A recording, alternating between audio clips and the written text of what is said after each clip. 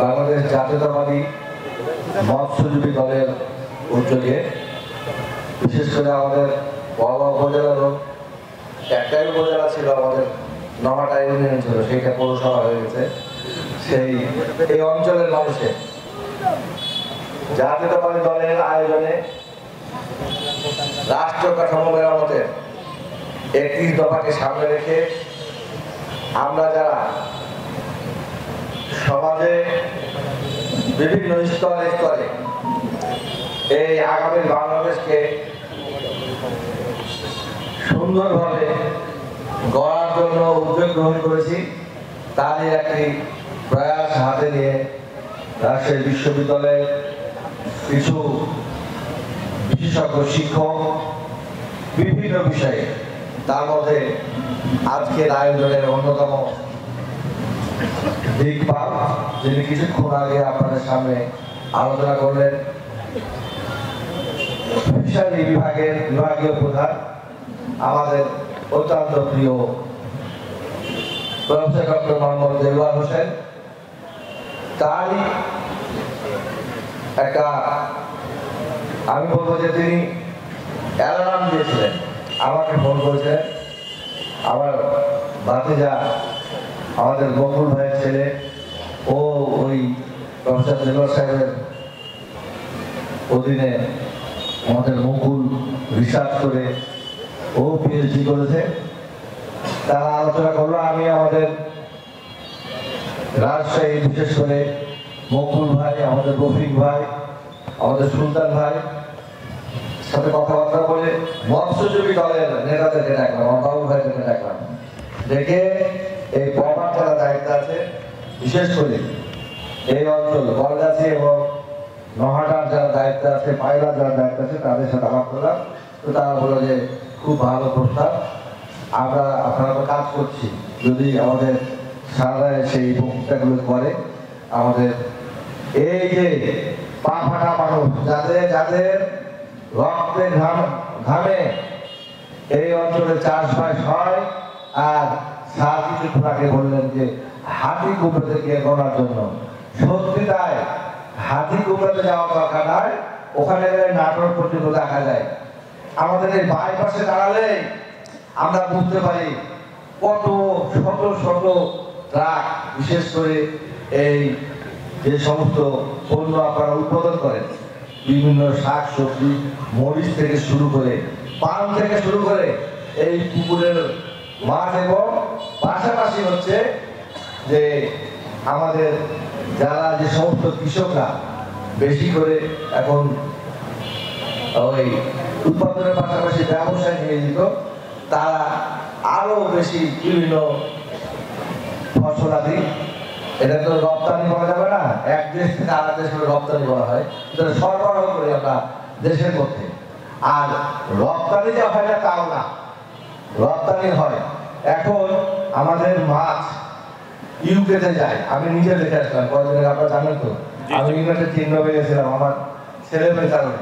তো যাই হোক, তো সেই সম্ভাবনাময় অঞ্চল হচ্ছে আমাদের এই অঞ্চল। সেই অঞ্চলে আজকের এই আলোচনার সংগ্রামী সভাপতি উপস্থিত আমাদের এক ঝাঁক নেতৃবৃন্দ, বিশেষ করে বিএনপি, যুবদল, ছাত্রদল, স্বেচ্ছাসেবক দল, মহিলা দল, মৎস্যজীবী দল, তাঁতি দল, মুক্তিযোদ্ধা দল এবং বিভিন্ন অঙ্গ এবং সহযোগী সংগঠনের সংগ্রামী নেতৃবৃন্দর সমন্বয়ে এইটি আমি মনে করি, এবং এই বরগাছি ইউনিয়নের এই মাঠে, স্কুল মাঠে যে আলোচনা হচ্ছে, সেই আলোচনা আজকে শুধু বরগাছি থাকবে না, এটা বিস্তৃত হয়ে শুধু নহাটা যাবে না, সারা দেশের বিভিন্ন প্রত্যন্ত অঞ্চলে আজকের মধ্যে ছড়িয়ে যাবে যে এরকম একটা সেমিনার রাজশাহীতে হয়েছে।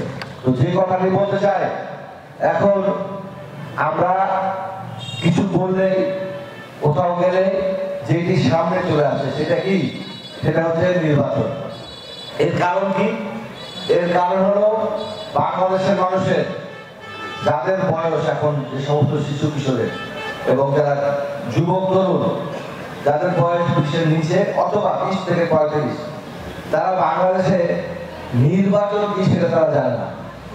তারা তাদের নিজেদের ভোট এখন পর্যন্ত দেয় নাই। কারণ কি? কারণ হচ্ছে দেশে এখন যেমন 12.5 কোটি ভোটার, আমাদের এই বনগাছি ইউনিয়নে প্রায় 34,000 ভোটার, তখন সারা দেশে ভোটার ছিল একজন। তাকে চিনেন আপনারা? হাসিনা। সেটা হচ্ছে পলাতক প্রধানমন্ত্রী, যাদেরকে আপনারা এই আন্দোলন সংগ্রামের মাধ্যমে এই বাংলাদেশ ছাড়তে বাধ্য করেছেন। সেই শেখ হাসিনা, সে যাকে ভোট দিত সে কি হতো? এমপি হয়ে যেত। যে যাকে ভোট দিত উপজেলা চেয়ারম্যান হয়ে যেত। আপনারা তো সাক্ষী, আপনারা নিজেরাই জানেন এই ইউনিয়নের চেয়ারম্যান হয়ে যেত। তো এখন আর সেইটি দেশের মানুষ চায় না। শুধু এইটা নয়, যারা দেশের মানুষকে এক কথায় বলতে সমাজতন্ত্র একেবারে ঠিক দুদকের দোরগোড়ায় নিয়ে গেছিল, মানুষ অস্থির হয়ে গেছিল, তাদের দুর্নীতিতে আপার কষ্ট একেবারে নিমজ্জিত হয়ে গেছিল, সমাজের রঙের মধ্যে দুর্নীতি প্রবেশ করে দিয়েছিল।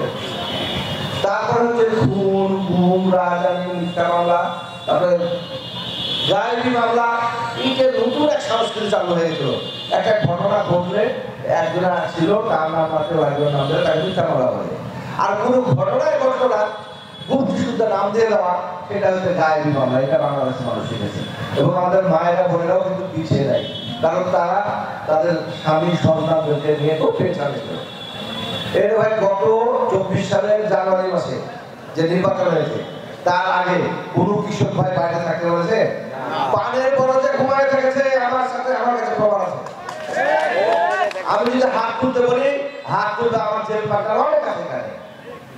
তাও তো আমরা যারা জেলখানায় ছিলাম তাদের একটা জায়গা ছিল রে ভাই, ঘুমানো, ইলিশ ফ্রাই হোক আর যেমনই খাবার হোক। কিন্তু যারা বাইরে ছিল তাদেরকে এবার আত্মীয় স্বজন ভয় জায়গা দেয় নাই, কারণ তার বাড়িতে পুলিশ চলে যাবে। তো আমরা কি আর সেই জায়গাতে ফিরে যেতে চাই? ফিরে যেতে চাই? আমরা ফিরে যেতে চাই না? চাইলে আমাদেরকে রাষ্ট্র কাঠামো মেরামতের, অর্থাৎ কোন রাষ্ট্র? যে রাষ্ট্র অচল হয়ে গেছিল, যে রাষ্ট্র বিকল হয়ে গেছিল, যে রাষ্ট্রের যন্ত্রাংশ ধ্বংস করে দিয়েছে, সেই রাষ্ট্রকে বিনির্মাণ করার জন্য আমরা আজকে না আমাদের দেশনেত্রী মাদার অফ ডেমোক্রেসি, সর্বোচ্চ ত্যাগ যার জন্য দেশের মানুষের, তিনি বাংলাদেশের মানুষের সামনে ভিশন 2030 দিয়েছিলেন এবং ওটা দিয়েছিলেন 2016 সালে। আমরা 20 সাল থেকে 24 সাল থেকে চলবো, তখন তো আমরা ক্ষমতা ছিল না, এখনো নাই, কিন্তু দুঃশাসনের মধ্যে থেকে আমরা এটা দিয়েছিলাম দেশের মানুষের সামনে।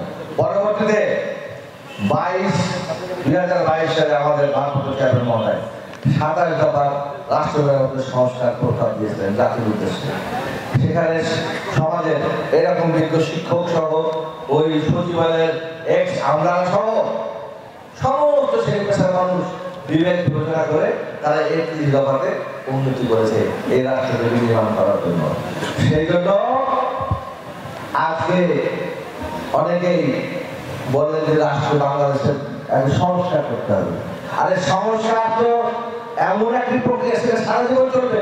উনি বলেছেন যেটা বেদ নয়, বাইবেল নয়, কোরআন নয়, এটা যে কোনো সময় পরিবর্তনযোগ্য। অর্থাৎ দেশের প্রয়োজনে, দেশের মানুষের প্রয়োজনে যে সমস্ত কর্মকাণ্ড করা দরকার, সেটা একটা সংস্কার। আর সংস্কারের মধ্য দিয়ে তো বিএনপি জন্ম হয়েছে। শহীদ রাষ্ট্রপতি জিয়াউর রহমান নিজে দেখা কথা, উনি প্রথম ওই বাকশাল থেকে বাংলাদেশের মানুষকে উত্তীর্ণ করে বহুদলীয় গণতন্ত্র দিয়ে সংস্কার কাজ শুরু করে বিএনপি জন্ম হয়েছে। উনি শুধু না, তার যোগ্য উত্তরসূরি হিসাবে দেশের নেত্রী বেগম খালেদা জিয়া, উনি সংসদীয় পদ্ধতি চালু করেছে সংস্কার করে। আগে ছিল রাষ্ট্রপতি শাসিত সরকার। উনি এই মায়েদের বোনেদের জন্য অবৈতনিক শিক্ষার ব্যবস্থা চালু করেছিলেন, মাতৃত্বকালীন হচ্ছে ভাতা চালু করেছিলেন। এখন আমাদের নেতা তারেক রহমান, আমি মা বোনদেরকে বলতে চাই, এই যে এখানে আছে নারীর মর্যাদা সুরক্ষা এবং ক্ষমতায়নের যথাযথ পদক্ষেপ গ্রহণ, এই জন্য উনি বলেছেন প্রত্যেকটা মানুষের জন্য, প্রতিটা ফ্যামিলির জন্য মায়েদের নামে গৃহিণী কার্ড হবে, এই কার্ডের মাধ্যমে, এবং এটা হবে কবে? বিএনপি যদি রাষ্ট্র ক্ষমতায় গিয়ে সরকার গঠন করতে পারে, সরকারের আসনে প্রতিষ্ঠিত করতে পারে, প্রথম বছরে এই মায়েদের নিরাপত্তার জন্য, সুরক্ষার জন্য, মায়েদেরকে বোনদেরকে প্রতিষ্ঠা করার জন্য ফ্যামিলিতে যে কটা হোল্ডিং থাকবে, সেই কটা হোল্ডিংয়ের যে হোল্ডিংয়ের মালিক যদি পুরুষ হয়, সেই বাড়ির বিয়োগ করতে হবে সেই সরকারের মালিক। এই জন্য আমি বলি, আজকে সময় খুব কম, আমি শুধু আপনাদেরকে এইটুকু বলতে চাই, আমাদের নেতা তারেক রহমানকে বিবিসিতে জিজ্ঞাসা করা হয়েছিল যে আপনি আগামী দিনের বাংলাদেশ কিভাবে চালাবেন আর আপনার পররাষ্ট্রনীতি কি হবে। উনি ঠিক এইভাবে বলছেন, আমি ভাই বাংলাদেশি, বাংলাদেশের স্বার্থের বাইরে আমি কিছু বুঝি না। উনি বলেছিলেন দেশের জনগণের স্বার্থ সংশ্লিষ্ট বিষয় হবে দেশের পররাষ্ট্রনীতি, ওই ফেলানিরা আর কাটাতারে ঝুলবে না। আমিও আপনাদেরকে বলতে চাই, আমিও আগামী দিনে বিএনপি ক্ষমতায় গেলে আমিও বাংলাদেশ সাথে বাবা মোহনপুর ছাড়া কিছু বলবো না। বাবা মোহনপুরের মানুষের স্বার্থ হবে আমার কাছে সবথেকে বড় স্বার্থ। এই জন্য সাথীদেরকে অনুরোধ করবো, আপনারা কৃষি ভিত্তিক ইপিজেড চালু করার জন্য আপনারা মানুষকে উৎসাহিত করুন। আমাদের কৃষকরা যে ফসল ফলায় তার ন্যায্য মূল্য পায় না, এই রাস্তাতে দালালিতেই চলে যায়। আমরা যদি এখানে ঠিকমতো সংরক্ষণ করতে পারি, তাহলে আগামী দিনে আমাদের কৃষক অবশ্যই আগামী দিনে কিছু পয়সা করতে আদান হবে। সবাইকে ধন্যবাদ জানিয়ে, প্রত্যেকে সুস্বাস্থ্য কামনা করে, সবার অনুমতি নিয়ে আজকের আয়োজন এখানে সকল আয়োজন সমাপ্তি ঘোষণা করলাম। খোদা হবে। বাংলাদেশ জিন্দাবাদ। সবাইকে ধন্যবাদ।